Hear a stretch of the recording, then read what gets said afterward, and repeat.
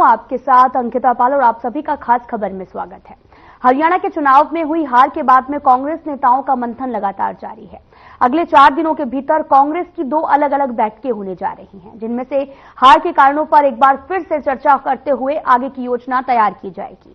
पहली बैठक नई दिल्ली में 7 दिसंबर को होगी और जिसमें ईवीएम को चुनौती देने वाले उम्मीदवारों के साथ चर्चा की जाएगी। और वहीं दूसरी बैठक 9 दिसंबर को होगी, जिसमें छत्तीसगढ़ के पूर्व सीएम भूपेश बघेल के नेतृत्व में फैक्ट फाइंडिंग कमेटी हरियाणा के कांग्रेस नेताओं के साथ में विचार विमर्श करेगी। और कांग्रेस बैठकें उस स्थिति में कर रही है जब केंद्रीय चुनाव आयोग और साथ ही आपको बताते चलें कि सुप्रीम कोर्ट में ईवीएम पर उठाए गए सवालों को नकारा जा चुका है। कांग्रेस हाईकमान ने चुनावों में हार का पता लगाने के लिए भूपेश बघेल की अध्यक्षता में 3 सदस्यीय कमेटी का गठन किया है और साथ ही कांग्रेस विधायक दल के नेता के चयन को लेकर पार्टी की ओर से केंद्रीय पर्यवेक्षकों को भी चंडीगढ़ भेजा जा चुका है। आपको बताते चलें कि हरियाणा के चुनाव में हुई हार के बाद में कांग्रेस नेताओं का मंथन लगातार जारी है और विधायकों की संख्या बल के आधार पर पार्टी की लोकप्रियता के चलते आपको बताते चले कि हुड्डा को भी कांग्रेस विधायक दल का नेता बनाया जा सकता है। आपको बताते चले कि टीएस सिंहदेव, अशोक गहलोत, अजय माकन और साथ ही प्रताप सिंह बाजवा हरियाणा के विधायकों के साथ संवाद कर कांग्रेस विधायक दल के नेताओं के नाम पर भी चर्चा कर चुके हैं। तो वहीं 9 दिसंबर को फैक्ट फाइंडिंग कमेटी की बैठक भी होगी और हरियाणा में चुनाव में हुई हार के बाद कांग्रेस नेताओं का मंथन लगातार जारी है।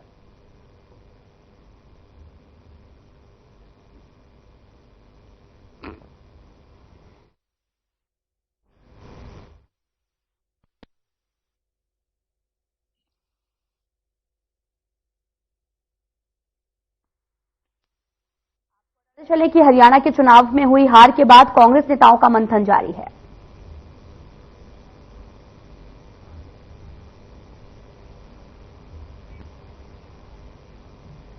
तो कांग्रेस अब मंथन करने वाली है। इसी पर बात करने के लिए रामराजी शर्मा बीजेपी प्रवक्ता जुड़ चुके हैं और नीरज गुप्ता कांग्रेस प्रवक्ता जुड़ चुके हैं। तो आपका बहुत बहुत स्वागत है रामराजी शर्मा जी। पहला सवाल मेरा आपसे है, आपको बताते चले कि 2 बैठकें जो हैं अब कांग्रेस करने वाली है। दरअसल हार हुई थी जिसका मंथन अब लगातार जारी है। रामराजी शर्मा जी देखो, मैं आपको बताना चाहूंगा, जिस तरह से कांग्रेस में कई कांग्रेस हैं, इनका डूबता जहाज है, इनका आपस में लट्ठम लट्ठा हो रहे हैं। कांग्रेस में कई कांग्रेस हैं, कहीं चौधरी भूपेंद्र हुड्डा जी कांग्रेस है, कहीं रणदीप सुरजेवाला कांग्रेस है, कहीं चौधरी वीरेंद्र सिंह कांग्रेस है, कहीं शैलजा बहन जी कांग्रेस है, कहीं वो कैप्टन अजय यादव कांग्रेस है। तो ये आपस में लट्ठम लट्ठा हो रहे हैं। ये फैक्ट फाइंडिंग कमेटी इनकी क्या फैक्ट जुटाएगी जब इनको सबको पता है। और कांग्रेस डूबता जहाज है, कांग्रेस हुआ करती, ये पास्ट टेंस में चले गए हैं। और जिस तरह से हमारा देश आगे बढ़ रहा है जी, अब रसिया के राष्ट्रपति ने भी माननीय मोदी जी की बहुत तारीफ करी है कल, और उन्होंने कहा है जिस तरह से मोदी जी की अगुवाई में, जैसे हम अक्सर कहते रहते हैं, माननीय विश्व के सबसे लोकप्रिय और ताकतवर प्रधानमंत्री आदरणीय नरेंद्र मोदी जी की अगुवाई में हमारा देश बहुत आगे बढ़ रहा है। ठीक है, चाहे रक्षा के क्षेत्र में आत्मनिर्भर हो, चाहे आर्थिक दृष्टि से बहुत मजबूत हो, चाहे विदेश में हमारा डंका बजा हो, चाहे धारा 370 और 35 से जम्मू कश्मीर से हटाई गई हो, चाहे भव्य ऐतिहासिक राम मंदिर का निर्माण हुआ हो। आप ये देखो, रसिया के राष्ट्रपति ने विकसित भारत का जो सपना माननीय मोदी जी ने लिया है, जिस तरह से भारत विकसित हो रहा है, उन्होंने उसकी तारीफ करी है। ठीक है, रसिया के राष्ट्रपति ने। ठीक है, और नीरज गुप्ता जी मेरा सवाल आपसे है। नीरज गुप्ता जी, लगातार अब बैठकों का जो दौर है वो लगातार जारी है और साथ ही आपसे ये भी जानना चाहेंगे कि ईवीएम को चुनौती देने वाले उम्मीदवारों के साथ अब ये मंथन किया जा रहा है और वहीं ईवीएम की सवाल जो है उठाया गया था। नीरज गुप्ता जी, देखिए, देश लोकतांत्रिक देश है, ये देश संविधान से चलता है, किसी व्यक्ति विशेष नहीं चलता। जो संवैधानिक प्रक्रिया है हमने उसके अंतर्गत आवाज उठाई है, किस मशीन में गड़बड़ थी, किस में नहीं। आप देखिए, सिर्फ उसमें एक खास बात देखने को मिली, जो सिर्फ हमने आवाज उठाई है, जिनकी बैटरियां 99% बैटरी थी, उनका मुद्दा है। उन मुद्दों पे हमारे जो इलेक्शन लड़े उन्होंने शिकायत कर दी, उनको हाथ का सामना देखना पड़ा। सुप्रीम कोर्ट ने तो ईवीएम को नकार दिया है ना। देखिए, लेकिन इलेक्शन कमीशन ने तो मीटिंग रखी है, उनको निकाल दिया। मैं मानता हूँ आपकी बात। अगर आप दूसरे कोने में चले, जो एलन मास्क है, उन्होंने बोला था जो सबसे बड़े है देश के आईटी के ईवीएम को हैक किया जा सकता है, वो ठीक है, सुप्रीम कोर्ट ने आदेश दिया, हम उसका सम्मान्य है। आप देखिएगा, आप अपनी मोबाइल पे यूज करते हैं, चाहे आप यूज करते हैं, मैं यूज करता हूँ, रामजिले, अगर हम उसको यूज भी ना करें उसकी बैटरी डाउन हो जाती है। सिर्फ वो शंका की है, उन शंकाओं के लिए शायद इलेक्शन कमीशन आमने सामने बैठेंगे, शंका दूर होगी, उसमें क्या अच्छी बात है। लोकतंत्र में सबको जानने का हक है क्या हुआ क्या नहीं। दूसरा देखिए, हम हारे हैं, बिल्कुल हारे हैं, लेकिन हार इतनी बुरी नहीं जितनी उन्होंने बना रखा है। भैया हमारी 30 से 37 सीटें होगी, आपकी 40 है, 47 हो गई, यही तो फर्क पड़ा। जितनी सीट आपकी बढ़ी है उतनी हमारी बढ़ी है। ठीक है, हमारी सरकार नहीं बनी, हम उसकी समीक्षा कर रहे हैं, हारने को क्या कारण था। सिर्फ ये हमको नहीं, हम खाली दोष दे सकते हैं, और भी कारण हो सकते हैं, संगठन ना बनना, और चीजों के कारण हो सकते हैं, वोट परसेंटेज की कमी क्या रही, क्या हमसे गलती रही, क्या मुद्दों की कमी रही, देखिए। लेकिन इनकी तो एक ही बार, राम जिला की तो एक ही बात है, 370 या प्राइम मिनिस्टर से शुरू हो जाएंगे। अरे मुद्दा जा चुका भैया, सरकार आप बना चुके हो, अब बारी आपकी है, आपने अपने वादे पूरे करने हैं। तीसरी बार, दूसरी बार के तो वादे पूरे हुए, तीसरी बार क्या करोगे तो वक्त बताएगा। अब ये आप 2100 रुपये घोषणा करने बाकी है, 500 रुपये सिलेंडर बाकी है, जिस देश में जिसके कारण आपका सवाल ले रहे हैं रामराजी शर्मा जी, जवाब दीजिए, मांगे कब तक पूरी होंगी? जो भी आपने 21 सूत्री जो बातें की थी वो कब तक पूरी होंगी? देखो, हमारे मुख्यमंत्री जी जुबान के धनी हैं, वो कहते हैं जो सो करते हैं। उन्होंने वायदा किया था इलेक्शन से पहले, क्योंकि हमारी पार्टी ने उनको अगला मुख्यमंत्री घोषित कर दिया था और उनकी अध्यक्षता में चुनाव लड़ने के लिए भी पार्टी ने घोषणा कर दी थी। और हमारे को आशा ही नहीं, पूर्ण उम्मीद भी थी कि माननीय नरेंद्र मोदी जी का आशीर्वाद, माननीय अमित शाह जी की चाणक्य नीति जो हमारे चाणक्य के नाम से प्रसिद्ध है, और माननीय मुख्यमंत्री जी का व्यक्तित्व, उनका प्रोफाइल, कि तीसरी बार हमारी सरकार आएगी और नायब सिंह सैनी जी हमारे मुख्यमंत्री दूसरी बार सीएम बनेंगे। तो उस टाइम में उन्होंने वायदा किया था, जो कांग्रेस की भर्ती रोको गैंग ने भर्ती अटका दी थी, 25,000 हमारे युवाओं की भर्ती होनी थी, हमारे बेरोजगार भाई बहनों की। उन्होंने वायदा किया था कि मैं पदभार बाद में ग्रहण करूंगा, पहले इन अपने भाई बहनों को, बेरोजगारों को इनका रिजल्ट आउट करूंगा, इनको नौकरी दूंगा, उसके बाद में हमारी सरकार पदभार ग्रहण करेगी। माननीय मुख्यमंत्री जी ने वायदा निभाया। उन्होंने वायदा किया था आरक्षण में वर्गीकरण का, जो वंचित समाज है, शोषित समाज है, उसमें एससी समाज में वर्गीकरण, उन्होंने उसको डीएससी समाज के नाम से जाना जाता है। उन्होंने वायदा किया था कि भाई ये जो वंचित समाज है, शोषित समाज है, डीएससी समाज है, मैं आरक्षण में वर्गीकरण हमारी सरकार करेगी। ठीक है, उन्होंने किया। गुप्ता जी, रामराजी शर्मा जी का कहना है कि लगातार जो बातें कही थी वो धीरे धीरे पूरी हो रही हैं। नीरज गुप्ता, देखिए, मैं इसे पूछना चाहूंगा, पिछले ये सरकार तो अभी बनी है, इस बात को छोड़ो, आप पिछले 5 साल के वादे क्या पूरे हुए? मैं इसे पूछना चाहूंगा, कल भी मैंने पूछा, परसों भी, भैया जो गुड़गांव जो बल्लभ मेट्रो फरीदाबाद से बल्लभगढ़ से आगे जाने की वो पूरा होने होगा।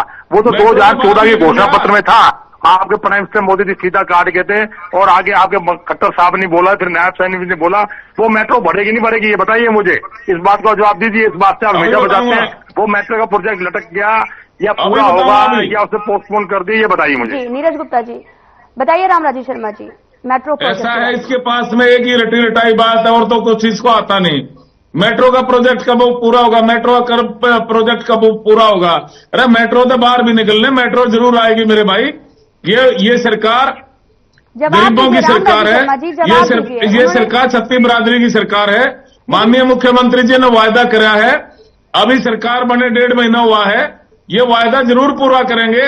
इसके अलावा जो हमने वायदे और भी करे हैं, जो हमने अपने मैनिफेस्टो के माध्यम से, हम अपने संकल्प पत्र के माध्यम से जो हमने संकल्प लिया है, एक एक वायदा हम पूरा करेंगे। 2 लाख युवाओं की भर्ती भी करेंगे। और जो बहनों के बारे में आप कह रहे हो, माननीय मोदी जी हमारे विश्व के सबसे लोकप्रिय और ताकतवर प्रधानमंत्री 9 तारीख को पानीपत आ रहे हैं। 9 तारीख को आपका भी निमंत्रण है, पूरे प्रदेश की जनता को हम निमंत्रण देते हैं। और बहनों को 9 तारीख को तो आपको निमंत्रण भी मिल गया है। नीरज गुप्ता जी, किस चीज का निमंत्रण मिल गया? 9 तारीख को आ रहे प्रधानमंत्री नरेंद्र मोदी, तो उसको जी देखिए, वो उनकी अपनी सभा, हमें निमंत्रण मिला नहीं मिला उससे फर्क नहीं पड़ता। उनकी अपनी प्राइवेट रैली, पानीपत में रैली है, पार्टी की रैली है, उससे कोई हमारा सरकार का लेना देना, कांग्रेस का क्या लेना देना है, वो ठीक है, निमंत्रण मिल गया अलग बात है। लेकिन मैंने आपको एक बात बताई, देखो ये इस बात से फिर कट रहे हैं, शायद इनको नहीं पता वो प्रोजेक्ट लटका दिया गया, पीछे बयानबाजी हुई थी, कि शायद अब मेट्रो नहीं चलेगी, रैपिड मेट्रो चलाएंगे गुड़गांव से फरीदाबाद, वो बल्लभगढ़ से आगे प्रोजेक्ट लटक गया है, क्योंकि ये प्रवक्ता जरूर है, इनको अपडेट नहीं रहते, ना इनको कोई नॉलेज है, सिर्फ ये तीन ही बातें करते हैं, 370, ये सब्सिडी प्राइम मिनिस्टर, ये हमारे हरियाणा के चेते मुख्यमंत्री, इसके अलावा चौथी बात बताइए, विधायक दल का नेता कब चुना जाएगा? देखिए, विधायक दल का नेता कल हमारी 7 और 9 को मीटिंग है, 9 को फाइनल हो जाएगा विधायक दल का नेता। तो इसमें तो यहाँ पर तो विधायक 9 तारीख को फाइनल हो गया। 9 तारीख को तो फैक्ट फाइंडिंग कमेटी की बैठक हो रही है ना? देखिए, फैक्ट फाइंडिंग और 7 तारीख की मीटिंग है मैडम, उसमें विधायक दल के नेता पे भी मोहर लग जाएगी। ठीक है, तो कौन बनेगा? देखिए, हाईकमान का फैसला, हाईकमान जिसे बनाएंगे सबको मंजूर होगा। हुड्डा साहब भी बोल चुके हैं, सारे विधायक बोल चुके हैं, जो हाईकमान का फैसला सबको मान्य होगा। तो हाईकमान का फैसला क्या होगा, ये जानना चाहिए। अभी भी नाम जो है वो भूपेंद्र सिंह हुड्डा का चल रहा है। देखिए, वो हाईकमान का फैसला है, भूपेंद्र हुड्डा जी बन सकते हैं, उसमें क्या दिक्कत है? और सीनियर नेता है, 30 के 30 विधायकों को साथ है, 37। अगर भूपेंद्र सिंह हुड्डा को ही बनाना था तो पहले उनकी कोठी का भी जितना बड़ा मामला बना। देखिए, कोठी का कोई मामला नहीं, जब विधायक दल का नेता कोई भी बने, चाहे हुड्डा साहब बने, चाहे अदर बने, वो हाईकमांड को वेट करता है। मैं इस बात को नहीं कह सकता, आप ही बता रहे कि हुड्डा साहब बनेंगे, लेकिन जिसको भी बनेगा कोठी उसको मिल जाएगी। 15 दिन का टाइम मांगा है, अगर 15 दिन से पहले अलॉट हो जाएगी, अगर हम डिसाइड कर देंगे तो कोठी वो ही रहेगी, वरना चेंज हो जाएगी, उसमें क्या दिक्कत है? बंगले तो और भी है, कोठी कोई इश्यू कोई है कि कोठी खाली हो रही है, नहीं हो रही, उससे क्या फर्क पड़ता है? ठीक है, राम राजेश शर्मा जी, जैसा कि आपने बोला कि वो बार बार मेट्रो की बात कर रहे हैं, रैपिड मेट्रो को उन्होंने कहा कि ये जो मामला है उसको लटका दिया गया है। राम राजेश शर्मा, देखो कोई मामला नहीं लटक रहा है, इनको पता तो कुछ होता नहीं है, एक ही बात कहते हैं मेट्रो मेट्रो मेट्रो मेट्रो। मैंने इसको कहा भाई मेट्रो से भी बाहर निकल ले। नेता प्रतिपक्ष के बारे में इन्होंने कहा कि भूपेंद्र हुड्डा के पास में 30 विधायक है, अभी आपके सामने बोल रहा था 1 सेकंड पहले। ठीक है, तो इनके क्या है, विधायकों का समर्थन तो भूपेंद्र हुड्डा जी के पास है, हाईकमांड उसको बनाना नहीं चाह रहा, और दूसरे जो इनके दूसरे वो हैं क्या नाम है, दूसरी कांग्रेस है इनकी, वो उसको स्वीकार नहीं कर रहे, तो इनका तो आपस में लट बज रहा है। नीरज गुप्ता जी, राम राजेश शर्मा जी कांग्रेस में गुटबाजी का आरोप लगा रहे हैं कि आपसी में गुटबाजी चल रही है और हाईकमान कर रहे थे जी, हाईकमान बनाना नहीं चाहता। नीरज गुप्ता जी, आप अपनी पार्टी की चिंता करिए, आपको 7 और 9 को खुशखबरी मिल जाएगी, विधायक दल का नेता चुन जाएगा। ये हमारी पार्टी का इंटरनल बैच है। अगर आप कह रहे हैं गुटबाजी है, ठीक है, थोड़ी बहुत गुटबाजी पार्टी में होती है, आपकी पार्टी में भी गुटबाजी है, और गुटबाजी से हम इलेक्शन लेकिन इकट्ठे लड़े हैं। 37 सीटें कोई हवा में उड़ के नहीं आ गई भाई। अगर गुटबाजी 37 सीटें ना आती, सबने मेहनत करी है, वो ठीक है, हम जनता के पक्ष में खरा नहीं उतरे, जनता का मान्य है हमें। तो देखिए सर, आप विधायक दल का नेता चुन लिया जाएगा, 7 या 9 तारीख को विधायक दल के नेता भी मोहर लग जाएगी और जनता को पक्षकार नेता मिल जाएगा। जी, राम राजेश शर्मा जी, उनका कहना है कि 9 तारीख को नेता प्रतिपक्ष मिल जाएगा, तो क्या लगता है आपको, नेता प्रतिपक्ष का हो पाएगा? अच्छी बात है, लेकिन इनकी पार्टी में जैसे लठ बज रहा है, ऐसे लगता नहीं कि मिल जाएगा। चलो मिल जाए तो अच्छी बात है, उससे लोकतंत्र मजबूत होता है। दूसरा मैं आपको बताना चाहूंगा, जिस तरह से विश्व के सबसे लोकप्रिय और ताकतवर प्रधानमंत्री आदरणीय नरेंद्र मोदी जी की अगुवाई में हमारा देश बहुत आगे बढ़ रहा है, ऐसे हरियाणा में भी शोषित समाज, गरीब समाज, किसान, मजदूर, वंचित वर्ग, सभी वर्गों के नेता, हमारे बहुत ही लोकप्रिय मुख्यमंत्री आदरणीय नायब सैनी जी, जो युवाओं के हृदय सम्राट हैं, प्रेरणा स्रोत हैं, छत्ती बरादरी के मसीहा है, छत्ती बरादरी का आशीर्वाद उनके साथ है।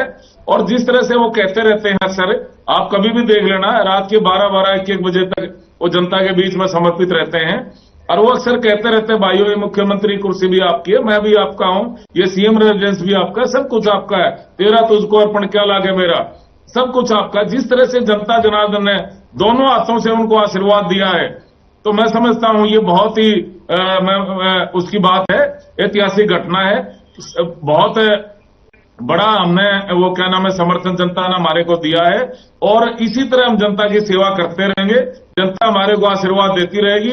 आने वाले 25-30 साल तक ऐसे ही हमारी सरकार चलती रहेगी, क्योंकि हमारे लिए जनता सर्वोपरि है। और हरियाणा एक, हरियाणवी एक, सबका साथ, सबका विकास, सबका विश्वास, इस पैटर्न पर हमारी सरकार काम कर रही है। समान विकास कार्य पूरे प्रदेश में। नीरज गुप्ता जी, राम राजेश शर्मा जी ने तो भविष्यवाणी कर दी कि कांग्रेस सत्ता में आएगी ही नहीं, बीजेपी ही 20-25 साल तक ऐसे ही चलती रहेगी सरकार। इनको भविष्य देखने की आदत है, क्योंकि राम जी ये पंडित जी हैं, शायद हाथ देखते होंगे, जोशी विद्या में यकीन करते होंगे। हम तो कर्म में विश्वास करते हैं, क्योंकि पंडित जी तो भैया जोशी विद्या देखते होंगे। देखिए तभी अपनी तो रामराज शर्मा जी का कहना तो है कि लगातार जो सरकार है वो काम कर रही है, तो कर्म पर तो विश्वास रखती है, साथ ही भविष्यवाणी भी करती है। हाँ, तो भविष्यवाणी करती है, ठीक है, भविष्यवाणी करें, हमें क्या इतराज है, कुछ भी कह सकते हैं, 30 साल तक नहीं जाएंगे। ये तो ये कहेंगे मैं अमर हूँ, ये तो बोलते हैं सब हमारा, ये तो किसी भगवान, कभी मोदी जी भगवान बोलते हैं, कभी अप्रत्याशित घटना बोलते हैं, अपने कामों को बोलते हैं। जैसे प्रत्यक्ष मुख्यमंत्री ने हो गया, जैसे प्रत्याशित घटना हुई है, अप्रत्याशित घटना तो हुई है भाइयों, 750 किसान मार दिया आपने, ये घटना प्रत्याशित है, प्रत्याशित है। तो ये अपने वाली को कुछ नहीं आता जाता, सिर्फ डिबेट में सिर्फ देखिए 3 बार मुख्यमंत्री, लोकप्रिय मुख्यमंत्री, यही सारी बातें हैं इनके, बस इसके अलावा कुछ नहीं, मुद्दों में कोई बात नहीं करते। मुझे बताइए बेरोजगारी की आरती, हरियाणा में कर्जा कितना, इनको ABCD कोई मालूम नहीं है। जब 4 लाइनें लटके आती हैं, अगर आपको डिबेट करनी मुद्दों पर करें, हमारी सरकार ने हरियाणा में क्या किया, कितने विश्वविद्यालय बने, कितने कॉलेज बने, कितने मेडिकल बने, मैं सब पर चर्चा करने को तैयार हूं, लेकिन इनको पता ही कुछ नहीं है, इससे चर्चा किससे करूं, क्योंकि इन बातों को जवाब तो मिलेगा नहीं। देखा नहीं मेट्रो के बाद कैसे घुमा दिया, 10 साल में तो मेट्रो बनी नहीं, तो 5 साल में आने वाले 5 साल में क्या विश्वास कर लें, अभी कोई मेट्रो खाका तैयार नहीं हुआ, कोई अप्रूवल नहीं मिली, तो कैसे गिन कर ले मेट्रो बनेगी नहीं बनेगी। तो ऐसे बातों को घुमाते हैं, अपनी प्रशंसा खुद ही करते हैं, लोकप्रिय मुख्यमंत्री 370, इसके अलावा इनको ABCD कुछ आती नहीं है, यही बोल के चले जाएंगे डिबेट में, उसके बाद कहेंगे हमने डिबेट कर ली। जी रामराज शर्मा जी जवाब दीजिए, उन्होंने किसानों का भी मुद्दा उठाया है। मैं ये किसी टॉपिक पे मेरे से बहस कर ले, किसी टॉपिक पे मेरे से आर्गुमेंट कर ले, मैं उसके लिए तैयार हूं। दूसरा मैं आपको बताना चाहूंगा, मुख्यमंत्री की लोकप्रियता क्या होती है, प्रधानमंत्री की लोकप्रियता क्या होती है, जनता भगवान का रूप है, वो तुरंत रिजल्ट देती है। तो फिर किसानों को विश्व के सबसे लोकप्रिय और ताकतवर प्रधानमंत्री आदरणीय नरेंद्र मोदी जी को जनता ने आशीर्वाद दिया, जनता में लोकप्रिय है, जब भी 3री बार हमारी सरकार बनी केंद्र में, और आदरणीय हमारे प्रधानमंत्री नरेंद्र मोदी जी 3री बार प्रधानमंत्री बने। और हरियाणा में लोकप्रियता का मापदंड होती है जनता, हर जगह जनता मापदंड होती है। 3री बार हमारी सरकार बनी, 2री बार हमारे मुख्यमंत्री बने आदरणीय नायब सैनी जी, और जब विपक्ष का MLA भी हमारे मुख्यमंत्री की बड़ाई कर रहा है, कांग्रेस का MLA, इनका सिरसा का MLA, और वो ये कह रहा है कि मैं भगवान की सौगंध खा के कहता हूं, ना तो ऐसा मुख्यमंत्री आया हरियाणा में और ना आएगा।